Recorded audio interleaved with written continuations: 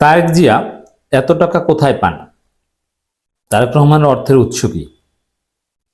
দর্শক, জনগণ জানতে চায়।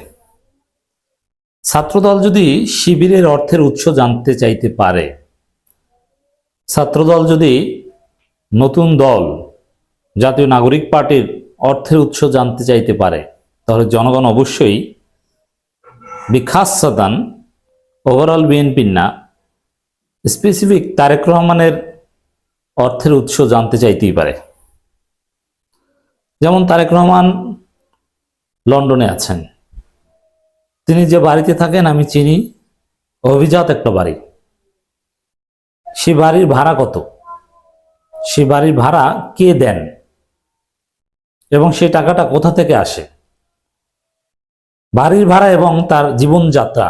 হ্যাঁ, তিনি অ্যাসাইলাম পেয়েছেন, কিছু সুযোগ সুবিধা পান, কিন্তু তার জীবনযাত্রা এবং তার যে লাইফ এক্সপেন্ডিচার এটা অনেক হাই, আমরা জানি। এই অর্থের উৎসটা কোথায়? সেখানে তিনি পড়াশোনা করেছেন, তার মেয়েরা পড়াশোনা করেছে, তার স্ত্রীও নাকি একটা ডিগ্রি নিয়েছে, তার স্ত্রী একসময় ডাক্তার ছিল, কিছু বেতন পেতেন, কিন্তু এখন তার পান না। ওখানে বসে কি তিনি প্র্যাকটিস করেছেন? তারেক রহমান বা তার মেয়ে ব্যারিস্টার বা ইত্যাদি ইত্যাদি প্র্যাকটিস করেন কিনা, আর করলে তা থেকে কয় টাকা পান? এগুলোর উত্তর জনগণ জানতে চায়। এগুলোর উত্তর কি বা দেওয়া সম্ভব কিনা? ছাত্রদলকে আমরা এই প্রশ্ন করছি, ছাত্রদল কি এই প্রশ্ন কখনো করতে পারবে যে তারেক রহমান নিজের তার কোনো ব্যবসা বাণিজ্য নেই আমার জানা মতে, এত টাকা এত খরচ কিভাবে করেন? তারেক রহমানের নিজস্ব কোনো কোম্পানি আছে? কোনো কনসালটেন্সি ফার্মে তিনি কনসালটেন্সি করেন? সজীব, জয়, শেখ রেহানা এরা একটা না একটা দেখাতে পারবে যে আমি এইটা করি সেইটা করি, কিন্তু তারেক রহমান কি দেখাবেন? তার অর্থের উৎসটা কি?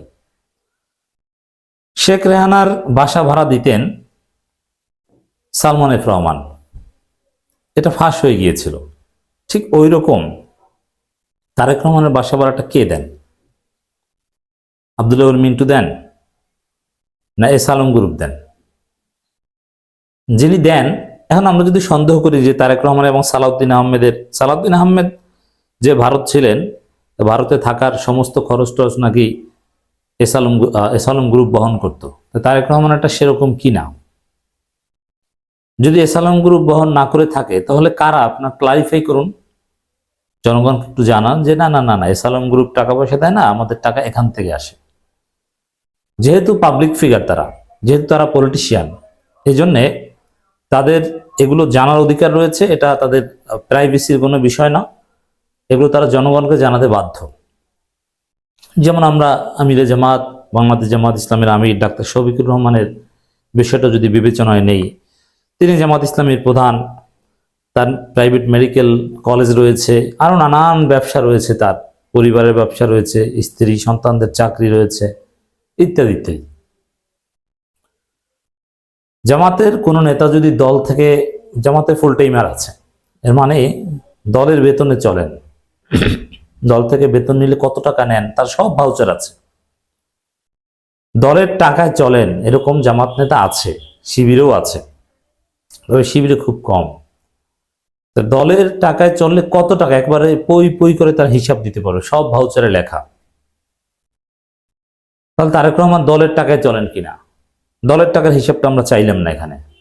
দলের টাকায় চললে দল থেকে কয় টাকা নেন, দলের কাছে তার কোনো জবাবদিহিতা আছে কিনা, ভাউচার দিতে হয় কিনা, না ইচ্ছা মতো কোনো একটা এস আলম গ্রুপ বা দলের টাকা ইচ্ছা মতো খরচ করেন, এই বিষয়ে কোনো স্বচ্ছতা আছে কিনা, কেউ অডিট করতে চাইলে পারবে কিনা, এগুলো কোনো জবাব ছাত্র দল দিতে পারবে? পারবে না।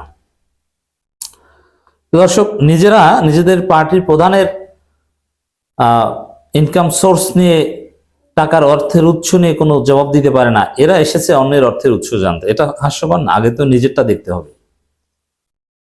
তবে উত্তরটা একটু বলি, উত্তরটা কি? অর্থের উৎস কি? তার পরিবারের কারো চাকরি ব্যবসা নেবার? তারেক রহমান যে এত বিলাসী জীবন বা এত বছর যাবৎ আছেন, কোনো না কোনো কোম্পানি আপনি পাবেন, হয় এস আলম, নইলে আব্দুল আউয়াল মিন্টু বা এরকম কোনো বিশিষ্ট ব্যবসায়ী তার পুরো দায়িত্ব নিয়ে বসে আছে। নিতে পারে, এটা অন্যায় না। কিন্তু সেটা তো আমাদের জানার অধিকার রয়েছে। তবে এস আলম যদি হয়ে থাকে সেটা অন্যায়, আব্দুল্লাহ মিন্টু বা কোনো বৈধ ব্যবসায়ী যদি দায়িত্ব নিয়ে থাকে সেটা অন্যায় না। কিন্তু আমরা যেহেতু সন্দেহ করছি, যেহেতু সালাউদ্দিন আহমেদেরটা মোটামুটি সামনে এসেছে, এস আলম গ্রুপ তার থাকা খাওয়ার সব দায়িত্ব নিয়েছিল ভারতে, তাহলে তারেক রহমান একটা হয়ে থাকতে পারে। তলে তলে অনেক কিছু তো হয়।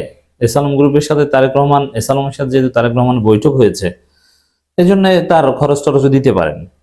তো এটা একটু ক্লারিফাই করুক ছাত্রদল পারলে, অথবা বিএনপির পক্ষ থেকে বলুক যে তারেক রহমানের আয়ের উৎস এইটা। শিবিরেরটা তো শিবিরের লোকজন ক্লারিফাই করেছে যে তাদের শুভাকাঙ্ক্ষীদের দেওয়া এয়ানাত বা এককালীন অর্থ, কিংবা তাদের প্রকাশনা ব্যবসা থেকে শুরু করে কোচিং ব্যবসা, নানান কিছু। তো এরকম একটু তারেক রহমানেরটা একটু দিক পারলে।